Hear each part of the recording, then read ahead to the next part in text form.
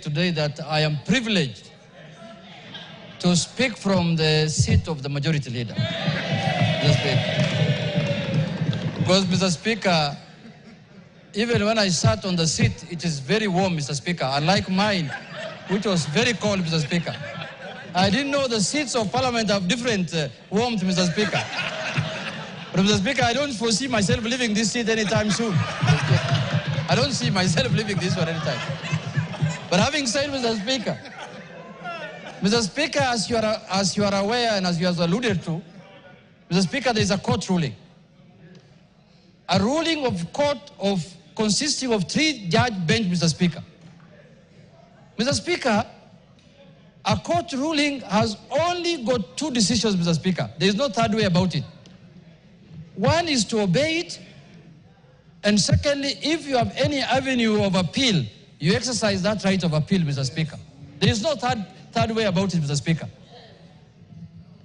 And the court ruling, what we went as Azimio after the election, after your decision here, Mr. Speaker, what took us to court was for the court to interpret for us the constitutionality of your decision on who is the majority party and who is the minority party in this House, Mr. Speaker. And the issue of the Speaker came in as obiter, Mr. Speaker.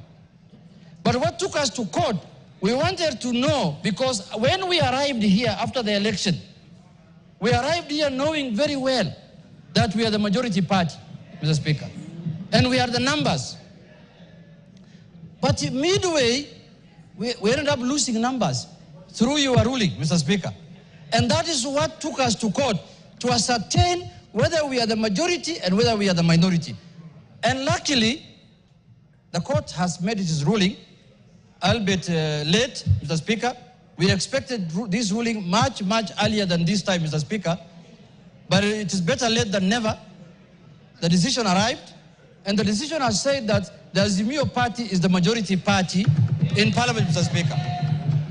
And I so happen to be the minority leader as of now, Mr. Speaker. So today afternoon, I just switched seats and I took over the role of majority leader, Mr. Speaker. And I am capable of doing that work, Mr. Speaker. I have the capacity, I have the qualifications, I have the capabilities, I have the numbers in the House, Mr. Speaker, to lead, Mr. Speaker. I have everything what it takes, Mr. Speaker, to be the majority leader of this House, Mr. Speaker. But, Mr. Speaker, the issue that we need to exercise, to analyze, Mr. Speaker, is that, Mr. Speaker, I want to say this. Mr. Speaker, court rulings are very important, Mr. Speaker. You remember after the election, we disputed the result of the election. We ended up filing a court case in the Supreme Court. The Supreme Court pronounced itself that we did not win the election and the other party won the election, and we abided by it and we respected the court ruling, Mr. Speaker. This court ruling also must be respected, Mr. Speaker. Because it's not like any other court ruling, Mr. Speaker. It's a ruling of the Court of the Republic of Kenya, Mr. Speaker. Mr. Speaker, this ruling cannot be taken jokingly, Mr. Speaker. When I went through it last evening, Mr. Speaker, these judges are raising very serious fundamental issues. They are raising issues relating to violation of the Constitution, Mr. Speaker. And you remember we impeached someone here because he violated the Constitution, Mr. Speaker. Mr. Speaker, if this matter is not addressed, we are going to have a constitutional crisis in this country, Mr. Speaker.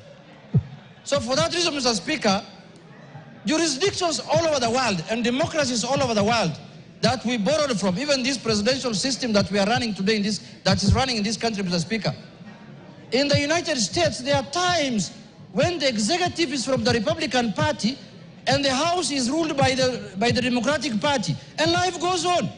It doesn't matter that we are going to oppose everything that the government wants to do.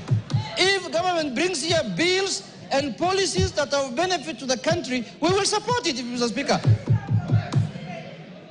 And as you know now, many things have gone under the bridge. There is this animal called also broad-based, Mr. Speaker. We want to broaden, deepen, and tighten this relationship, Mr. Speaker. If I may borrow your words, we want to broaden it, deepen it and tighten it, Mr. Speaker, so that we can have a country that is cohesive, Mr. Speaker. Mr. Speaker, there is no way we are going to have this animal in place, and then when we want to become the majority, people look at us with suspicious eyes. How can it be, Mr. Speaker? Members of Parliament are members of Parliament. They work under the Article 95 of the Constitution, which has given them the roles of oversight, legislation, and representation, Mr. Speaker. We are not going to do our business outside Article 95, Mr. Speaker. So, I want to allay fears here that the majority in the House must be from the ruling party. That this ruling is giving us posterity. This is doing things for posterity, Mr. Speaker. Next election, or the other election in 2032, a government might come in place where the president garners the majority votes and is elected as the president, but he will not have numbers in Parliament. His numbers might be few in Parliament, and he becomes a minority. So this is now the trend we are setting, that Parliament is independent, judiciary is independent, executive is independent. We have no problem with the executive to do their work, and we know the President of the Republic of Kenya as of today is Honorable William Samoei Ruto, Mr. Speaker. There is no doubt about that. So there should be no ambiguity and doubt that the majority leader in the National Assembly is Honorable Junet Mohamed, the Member of Parliament for Sunday, Mr. Speaker. Mr. Speaker. And I am going to serve the country diligently, Mr. Speaker, without any fear and favor, Mr. Speaker. I am a seasoned politician. I am serving my third term in Parliament, Mr. Speaker. I know how Parliament operates, I know how parliamentarians work, and I understand how bills are done in this Parliament, Mr. Speaker. I have gained enough experience. So this mindset, Mr. Speaker, this mindset that the ruling party must have majority in Parliament for them to do the executive work of the country, Mr. Speaker, that mindset must be gotten rid of, Mr. Speaker. We must emulate democracies that have matured over 200 years, Mr. Speaker. In the last election, in the last administration of Biden in America, Mr. Speaker, the Republican Party was controlling the House, Mr. Speaker, and the Democratic Party was controlling the Senate, and life was going on as usual, Mr. Speaker. So, Mr. Speaker, my advice to the House and to Parliament in general is that the only solution to this problem is to go to appeal. Until the appeal overturns this matter, I shall be recognized as the majority leader of the Republic of Kenya. Mr. Speaker, thank you very much, Mr. Speaker. Those few remarks, I conclude. Kainan, order, honorable members, before order Wanjala. Order. In all civilized parliaments, when you appreciate a point, you thumb your foot. You don't stand up and throw your hands in the air. Kainan, before you take the floor, let's have some ground rules. Everybody are given an opportunity to speak. Can we do 3 minutes? Is that good enough? Everybody are given an opportunity. We do